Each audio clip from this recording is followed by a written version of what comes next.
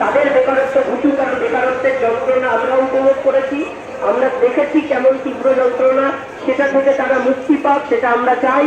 তার জন্য বেকার যারা আছে তাদের মুক্তির জন্য নিয়োগ হোক, স্বচ্ছভাবে হোক, খুবই জটিল কথা, স্বচ্ছ নিয়োগ হোক, সমস্ত শূন্য পদে হোক, কিন্তু যোগ্য যারা আছে তারা কিন্তু অন্যের দোষে আজকে সাজা পেয়েছে, তাই তাদের পরিবর্তে নতুন পরীক্ষা নেওয়া যাচ্ছে না, যাবে না।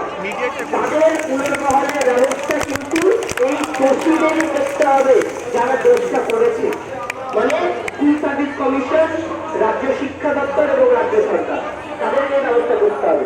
তাই আমাদের দাবি স্পষ্ট যে রিভিউ এর ফলাফল না দেখে বা কিউরেটিভ যতটা এই প্রক্রিয়া আছে তার আগে ফর্ম ফিল আপ করানো যাবে না, একদম স্পষ্ট এটা।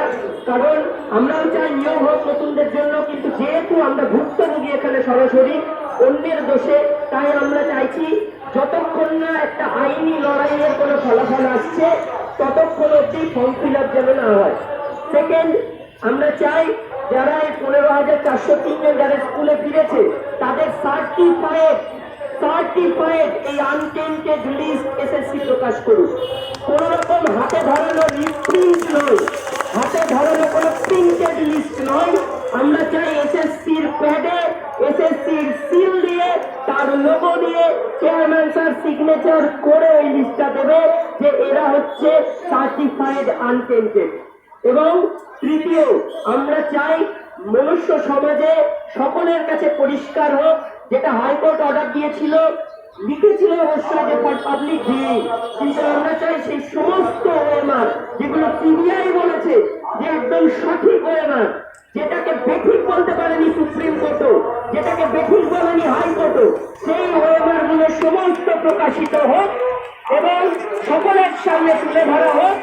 সেই ওএমআর এর ভিত্তিতে অবশ্যই একটা জোরালো দাবি সুপ্রিম কোর্টের কাছে রাজ্য সরকার এবং এসএসসি করুক যে নতুন পরীক্ষা নয়, আনটেন্টেডদের অবশ্যই যাতে পুনর্বহাল করা হয়। যদি সেটা না হয় সেক্ষেত্রে ওই ওএমআর এর বেসিসে যেন রিপ্যানেল করা হয়, ওই ওএমআর এর বেসিসে যেন রিপ্যানেল করা হয়। এই দাবিগুলো থাকুক। আমরা এই দাবিগুলো যারা ভেতরে যাবে, আজকে কনভেনারদের কেউ যাবে না, বাকি যারা আছে তারা যে 8 জন হোক বা 12 জন, তারা আমরা এখানে ঠিক করে নেব। সেই 8 জন বলেছেন চেয়ারম্যান, দরকার হলে 10 যাবে, 12 যাবে, কারণ দাবিটা আমাদের। কারণ বেঁধে দেওয়া কিছুতে আমরা সীমাবদ্ধ থাকতে চাই না, আমরা নিজেদের মতো করে ঠিক করব এবং সেক্ষেত্রে ভেতরে গিয়ে এই দাবিগুলো স্পষ্ট করে বলা হবে। তার রিপ্লাই উনি কি দেন সেটা আমরা শুনব। দাবি পূরণ না হলে আমরা তারপরে এখান থেকেই পরবর্তী পদক্ষেপ কি হতে পারে সেটা আমরা ঘোষণা করবো বা আলোচনা করে দেবো।